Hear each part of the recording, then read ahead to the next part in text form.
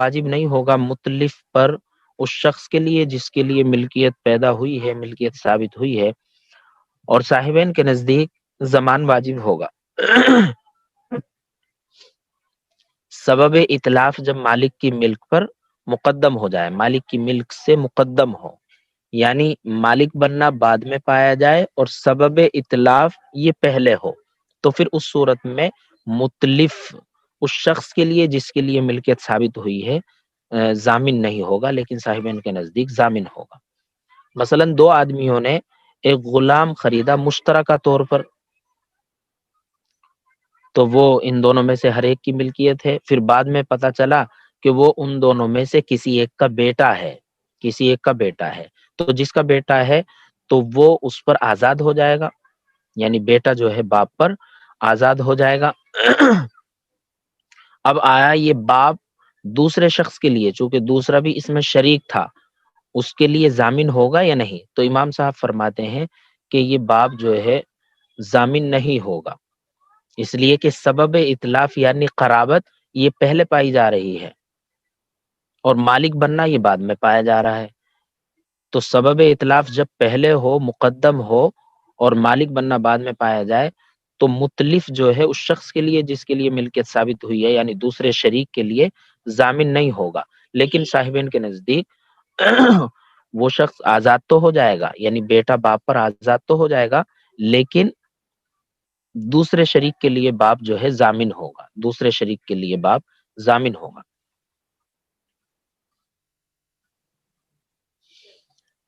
مثلا رجلان اشترایا ابن احدہما فانه یعتق علی الابی، باپ پر آزاد ہوگا، ولا یضمن للابی، اور باپ کے لیے ضامن نہیں ہوگا، ولا یضمن الاب، اور باپ ضامن نہیں ہوگا، لأن سبب الاتلاف، اس لیے کہ سبب اتلاف وہی القرابہ، اور وہ قرابت ہے، قد سبق ملک المشتری، تو وہ مشتری کی ملکیت سے مقدم ہے، وعندہما، اور صاحبین کے نزدیک یعتق آزاد ہوگا،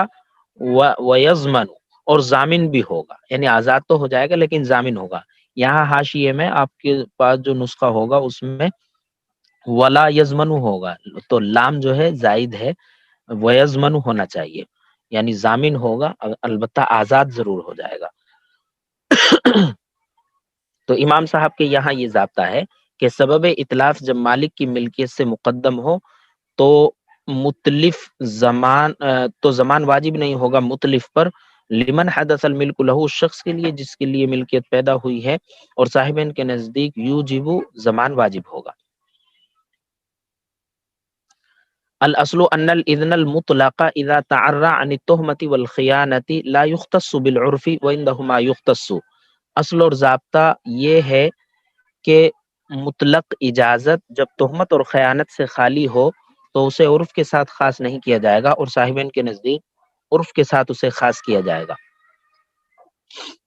اذن مطلق اجازت جب تہمت اور خیانت سے خالی ہو، تہمت کا اس میں تہمت کی اس میں گنجائش نہ ہو، مطلق اجازت دے دی ہو، تو پھر اسے عرف کے ساتھ خاص نہیں کیا جائے گا امام صاحب کے یہاں، اور صاحبین کے یہاں اسے عرف کے ساتھ خاص کیا جائے گا۔ مثلا کسی نے کسی کو وکیل بنایا کسی چیز کے فروخت کرنے کا، تو اسے مطلق اجازت ہے، یہاں خیانت اور تہمت اور نہیں ہے، بالکل منتفی ہے، تو وہ جس قیمت میں چاہے اسے فروخت کر دے اور جس کو چاہے فروخت کر دے، امام صاحب کے یہاں جائز ہے، اس لیے کہ اذن مطلق ہے اور تہمت منتفی ہے،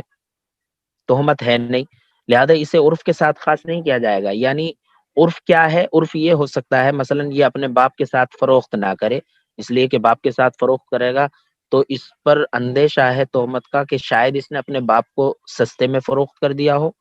یا اپنے بیٹے سے فروخت کر دیا ہو سستے میں، تو تہمت کا اندیشہ ہے، یہ عرف ہے۔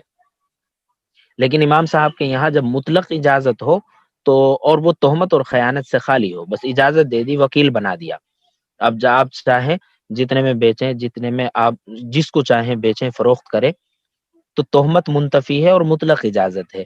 تو اسے عرف کے ساتھ خاص نہیں کیا جائے گا، یعنی وہ جس کو چاہے فروخت کر سکتا ہے، چاہے موکل کے باپ کو یا اس کے بیٹے کو، یا اپنے باپ اپنے بیٹے کو فروخت کرے، وہ بیچ سکتا ہے، اور جس دام میں چاہے بیچ سکتا ہے، اس لیے کہ تہمت منتفی ہے، مطلق اجازت ہے، لیکن صاحبین کے یہاں اسے عرف کے ساتھ خاص کیا جائے گا، چنانچہ یہ اپنے باپ کو یا اپنے بیٹے کو فروخت نہیں کر سکتا، اس لیے کہ کوئی تہمت لگ سکتی ہے کہ اس نے اپنے باپ کو سستے میں فروخت کر دیا ہوگا۔ الاصل ان الاذن المطلق اذا تعرى عن التهمة والخيانة لا يختص بالعرف وعندهما يختص، اصل یہ ہے کہ مطلق اجازت جب تہمت اور خیانت سے خالی ہو تو اسے عرف کے ساتھ خاص نہیں کیا جائے گا، اور امام صاحبین رحمہم اللہ کے نزدیک خاص کیا جائے گا، یعنی عرف کے ساتھ اسے خاص کریں گے۔ الاصل عند ابی یوسف و محمد رحمہم اللہ تعالی ان ما حصل مفعولا باذن الشرع کان کانہ حصل باذن من له الولایۃ من بنی آدم وعند ابی حنیفہ یدرج فیہا بشرط السلامتی۔ اصل امام ابو یوسف و محمد رحمہم اللہ کے نزدیک یہ ہے کہ جس چیز کا کیا جانا شریعت کی اجازت سے حاصل ہو تو وہ ایسے ہی ہے جیسے من لہ الولایہ کی اجازت سے حاصل ہوا ہو بنی آدم میں سے، اور امام ابو حنیفہ رحمہ اللہ کے نزدیک اس میں سلامتی کی شرط کو داخل کیا جائے گا، سلامتی کی شرط کو داخل کیا جائے گا۔ صاحبین کے یہاں یہ ہے کہ جس چیز کا کیا جانا شریعت کی اجازت سے حاصل ہو، یعنی شریعت نے اس کام کے کرنے کی اجازت دی ہو تو اسے ایسا سمجھا جائے گا کہ انسانوں میں سے من لہ الولایہ کی اجازت سے وہ چیز حاصل ہوئی ہے، یعنی جس آدمی کو اس پر ولایت حاصل ہے، جو اس کا مالک ہے، اس کی اجازت سے وہ کام اس نے کیا ہو۔ اور امام ابو حنیفہ کے نزدیک اس میں سلامتی کی شرط کو داخل کیا جائے گا۔ مثلا معازف اور ملاحی، گانے باجے کے جو آلات ہیں، سامان ہیں، شریعت نے ان چیزوں کو توڑنے کا حکم دیا ہے، تو اگر کسی نے کسی کے معازف اور ملاحی یعنی گانے باجے کے آلات توڑ دیے تو صاحبین کے نزدیک وہ شخص ضامن نہیں ہوگا، اس لیے کہ شریعت نے اس کی اجازت دی ہے، تو یہ ایسا ہی سمجھا جائے گا گویا من لہ الولایہ کی اجازت سے یہ چیز حاصل ہوئی ہے، یعنی جو ان چیزوں کا مالک ہے اس کی اجازت سے ہی ان چیزوں کو توڑا گیا ہے، لہذا صاحبین کے یہاں یہ شخص ضامن نہیں ہوگا۔ امام صاحب فرماتے ہیں کہ شریعت نے حکم دیا ہے امر بالمعروف اور نہی عن المنکر کا سلامتی کی شرط کے ساتھ، سلامتی کی شرط کے ساتھ، یعنی کسی کا مال ضائع نہ کیا جائے، کسی کا نقصان نہ کیا جائے، لہذا انہوں نے بغیر جب اس کا مال یہ سامان توڑ دیا ہے تو اس کا گویا نقصان کیا ہے، انہوں نے سلامتی نہیں رہی، تو سلامتی کی شرط کو امام صاحب نے داخل کیا ہے، چنانچہ وہ شخص ضامن ہوگا جس نے ان کا سامان توڑا ہے، لیکن صاحبین کے نزدیک وہ شخص ضامن